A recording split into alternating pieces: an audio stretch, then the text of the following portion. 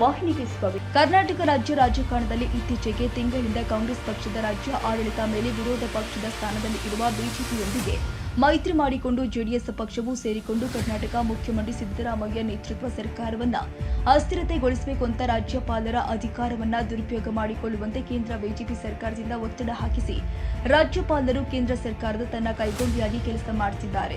ಈ ರೀತಿ ನಡೆದುಕೊಳ್ಳೋದ್ರಿಂದ ಪ್ರಜಾಪ್ರಭುತ್ವದ ಮೂಲಭೂತ ತತ್ವಕ್ಕೆ ಅಪಾಯವಾಗುತ್ತೆ, ಒಕ್ಕೂಟದ ವ್ಯವಸ್ಥೆಗೆ ಧಕ್ಕೆ ಬರುತ್ತೆ. ರಾಜ್ಯಪಾಲರು ಸಂವಿಧಾನಿಕ ಪ್ರತಿನಿಧಿಯಾಗಿ ಕೆಲಸ ಮಾಡುವ ಬದಲು ಕೇಂದ್ರ ಸರ್ಕಾರದ ಕೈಗೊಂಡಿಯಾಗಿ ನಡೆದುಕೊಂಡಿದ್ದಾರೆ. ಜೊತೆಗೆ ಸರ್ಕಾರವನ್ನ ಅಸ್ಥಿರಗೊಳಿಸಲು ಪ್ರಜಾಪ್ರಭುತ್ವ ನಡೆಗೆ ಬೆಂಬಲ ಕೊಟ್ಟಿದ್ದಾರೆ. ಜೊತೆಗೆ ಭ್ರಷ್ಟಾಚಾರ ನಿಯಂತ್ರಣ ಕಾಯ್ದೆ 17A ಅಡಿ ಅನುಮತಿ ಕೊಟ್ಟು ಒಂದು ವೇಳೆ ಪಾಲಿಸಬೇಕಾಗಿರುವ ನಿಯಮವನ್ನ ಉಲ್ಲಂಘಿಸಲಾಗಿದೆ. 2021 ಸೆಪ್ಟೆಂಬರ್ 3ರಂದು ಕೇಂದ್ರ ಸರ್ಕಾರ ಈ ಬಗ್ಗೆ ಸ್ಪಷ್ಟ ಮಾರ್ಗಸೂಚಿ ಹೊರಡಿಸಲಾಗಿದೆ. ಇದನ್ನ ಪರಿಗಣಿಸಿಲ್ಲ ಎಂದು ಆಕ್ರೋಶ ವ್ಯಕ್ತಪಡಿಸಿದ್ದಾರೆ. ಸನ್ಮಾನ್ಯ ರಾಷ್ಟ್ರಪತಿಗಳು ರಾಷ್ಟ್ರಪತಿ ಭವನ ಹೊಸದಿಲ್ಲಿ ಇವರಿಗೆ ಮಾನ್ಯ ಜಿಲ್ಲಾಧಿಕಾರಿಗಳು ಯಾದಗಿರಿಯವರ ಮುಖಾಂತರ ವಿಷಯ ಕರ್ನಾಟಕ ಸರ್ಕಾರವನ್ನು ಅಸ್ಥಿರತೆಯನ್ನುಂಟು ಮಾಡುತ್ತಿರುವುದನ್ನು ವಿರೋಧಿಸಿ ಮತ್ತು ಕರ್ನಾಟಕ ರಾಜ್ಯಪಾಲರನ್ನು ವಾಪಸ್ ಕರೆಸಿಕೊಳ್ಳಬೇಕೆಂದು ಒತ್ತಾಯಿಸಿ ಮನವಿ.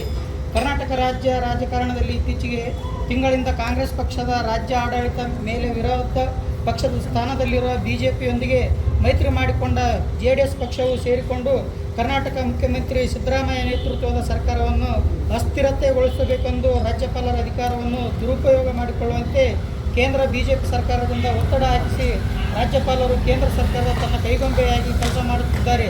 ಈ ರೀತಿ ನಡೆದುಕೊಳ್ಳುತ್ತಿರುವುದರಿಂದ ಪ್ರಜಾಪ್ರಭುತ್ವದ ಮೂಲಭೂತ ತತ್ವಕ್ಕೆ ಅಪಾಯವಾಗುತ್ತದೆ, ಒಕ್ಕೂಟದ ವ್ಯವಸ್ಥೆಗೆ ಧಕ್ಕೆಯಾಗುತ್ತದೆ ಎಂದು ಹೇಳುತ್ತಾ ಈ ಒಂದು ಮನವಿ ಪತ್ರವನ್ನು ಸಲ್ಲಿಸ್ತಾ ಇದ್ದೇವೆ.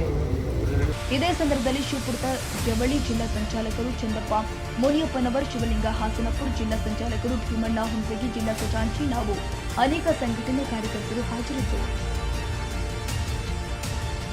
ತಾಜಾ ಸುದ್ದಿಗಾಗಿ MTV ನ್ಯೂಸ್ 24x7ಗೆ ಸಬ್ಸ್ಕ್ರೈಬ್ ಮಾಡಿ ಮತ್ತು ಬೆಲ್ ಐಕಾನ್ ಅನ್ನು ಒತ್ತಿ. ತಪ್ಪದೇ ಲಿಂಕ್ ಶೇರ್ ಮಾಡಿ.